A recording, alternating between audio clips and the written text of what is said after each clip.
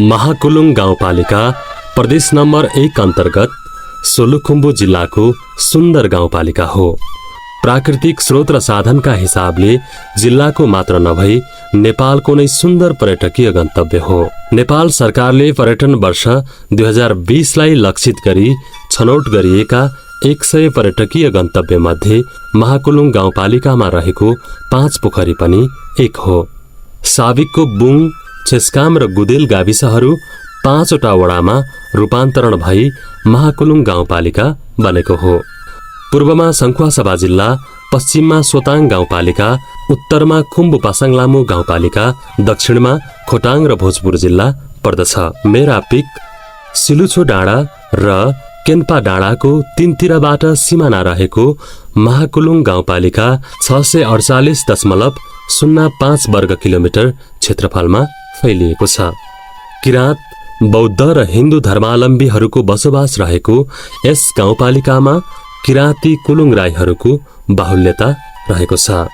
हवाई मार्गबाट महाकुलुङ गाउँपालिका जाँदा काठमाडौँ त्रिभुवन विमानस्थलबाट सोलुखुम्बुको फाप्लु विमानस्थल 45 मिनेटमा पुगिन्छ। फाप्लु विमानस्थलबाट 5 घण्टाको सडक यात्राको मनोरम दृश्य सँगसँगै बुङ पुगिन्छ। आज हामी मध्य पहाडी राजमार्ग हुँदै महाकुलुङ गाउँपालिकामा रहेका सुन्दर पर्यटकीय गन्तव्यहरूको यात्रामा छौं।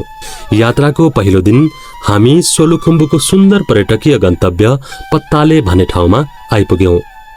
पत्तालेबाट विश्वको सर्वोच्च शिखर सगरमाथा लगायतका सुन्दर हिम श्रृङ्खलाको अवलोकन गर्न सकिन्छ। पत्तालेको एक रात बसाइपछि हामीले सुन्दर बस्ती महाकुलुङको केन्द्र बुङको यात्रा तय गर्यौं। 6 घण्टाको यात्रापछि हामी महाकुलुङको केन्द्र बुङमा पुग्यौं। बुङ महाकुलुङ गाउँपालिकाको केन्द्र हो। विगतमा राज्यद्वारा पछाडि पारिएको महाकुलुङ संघीयता लागू भएपछि विकासको लहरले छाएको छ। स्थानीय सरकारको पहलमा महाकुलुङ गाउँपालिका सडक सञ्जालसँग जोडिएकाले यात्रामा सहज भएको छ।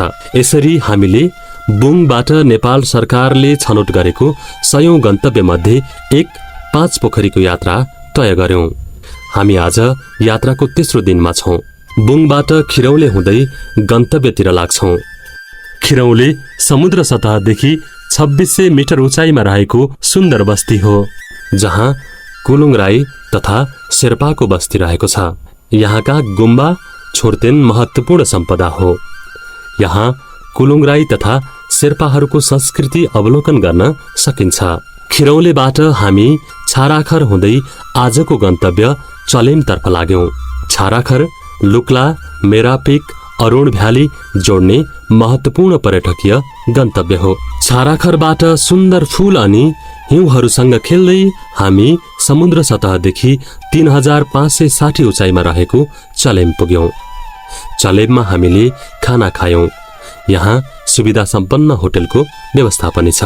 चलेमको बसाइपछि हामी हुरहुरे हुँदै 5 पोखरी खोलाखर्कको यात्रामा छौं। प्रतिकूल मौसम छ।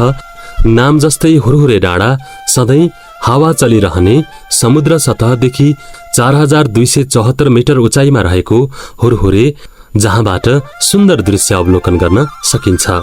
यसरी हामी पर्यटन वर्ष 2020 को लागि नेपाल सरकारले छनौट गरेको 5 पोखरी पुग्यौं। यो ठाउँमा 5 वटा पोखरी रहेकाले यो पोखरीको नाम 5 पोखरी रहन गएको भनिन्छ। यहाँ नागपञ्चमी र पूर्णिमामा पूजा साथै मेला लाग्ने गर्दछ। यहाँ चाहिँ नजिकै 5 वटा पोखरीहरू रहेकाले यसको नाम चाहिँ 5 पोखरी राखिएको हो। पर्यटन वर्ष 2020 को लागि बाटो तथा ताल संरक्षण र पूर्वाधार विकासको काम पनि भइरहेको छ। 3.5 मिटर चौडाइको चाहिँ एउटा यहाँनिर विश्राम स्थल बनाउने, एउटा पार्टी बनाउने, मेरापिक चढेर फर्किँदा पनि त्यही केहीहरू देख्न सक्ने टुरिस्टहरूले यहाँ महाकुलुङ हुँदै मेरापिक जाँदा पनि देख्ने खालको एउटा सूचना बोर्ड बनाउने, होर्डिङ बोर्ड बनाउने। हामी 5 पोखरीको दर्शनपछि भोलिपल्ट बाटोका रङ्गी चङ्गी फूलहरू हेर्दै चराचुरुङ्गीहरूसँग खेल्दै तैमे खर्कतर्फ लाग्दैछौँ। तैमेबाट हामी महाकुलुङको सुन्दर शान्त बस्ती छेस्कामतर्फ हामी लाग्यौं। बाटोमा बुढ पोखरीको दर्शन गर्न पाइन्छ। पाँच पोखरी जान नसक्नेहरू यही बुर पोखरीमा पूजाआजा गरी फर्कने गर्दछन्। छेस्काम साँच्चीकै महाकुलुङको एक सुन्दर शान्त बस्ती हो। यहाँ किराँत कुलुङहरूको संस्कृतिसँग रमाउँदै यहाँ अर्गानिक खानाको स्वाद लिन पाइन्छ।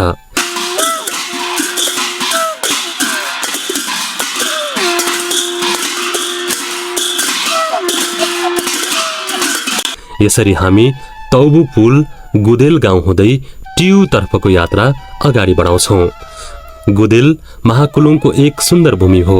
यही ठाउँलाई महाकुलुङ एयरपोर्टको लागि प्रस्तावित गरिएको छ। यदि यहाँ एयरपोर्ट बन्ने हो भने सोलुखुम्बु, भोजपुर, सङ्खुवासभा लगायत नेपालको पर्यटन क्षेत्रलाई नै टेवा पुग्नेछ। साल्पा पोखरी महाकुलुङ गाउँपालिका र भोजपुरको सिमानामा पर्दछ।